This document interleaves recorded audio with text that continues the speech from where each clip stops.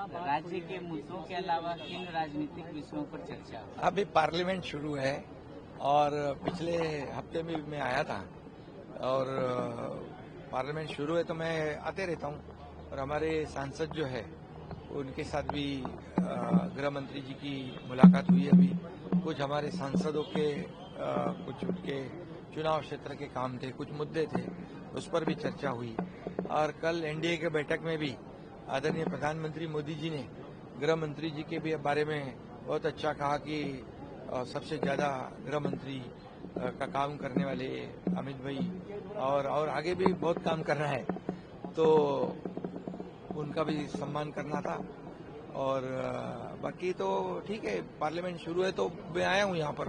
Sir, हाथी को लेकर बड़ा मुद्दा चल रहा है महाराष्ट्र में, क्या हाथी को भी लेकर मुद्दा चल रहा है कोल्हापुर में, ये सही बात है और एक इमोशन लोगों में है और उस पर भी राज्य सरकार, हमारे माननीय मुख्यमंत्री जी ने भी बैठक ली हुई थी और ये उसको लीगल प्रोसेस जो है उसे करने के लिए राज्य सरकार भी सुप्रीम कोर्ट में पार्टी बन जाएगी और लोगों के इमोशन के साथ जो जुड़ा हुआ मुद्दा है और वनतारा जो है वो भी सुप्रीम कोर्ट में पार्टी बनेगी।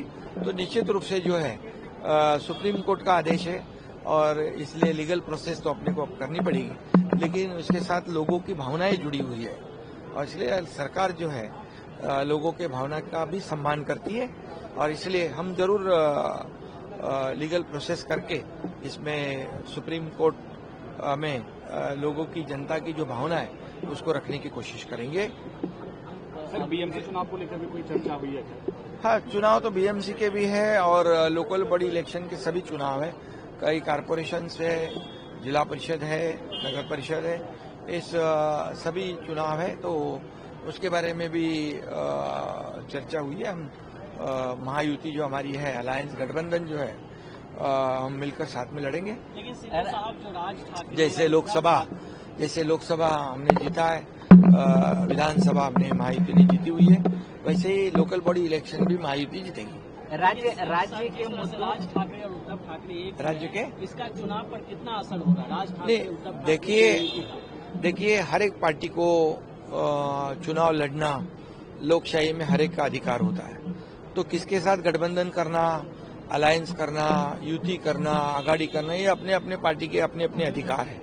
लेकिन मैं इतना ही कहूंगा कि महायुति जो हमारी महाराष्ट्र में पिछले 2.5 साल से मैं चीफ मिनिस्टर था, तब किए हुए काम लोगों के सामने है, तब किया हुआ विकास लोगों के सामने है।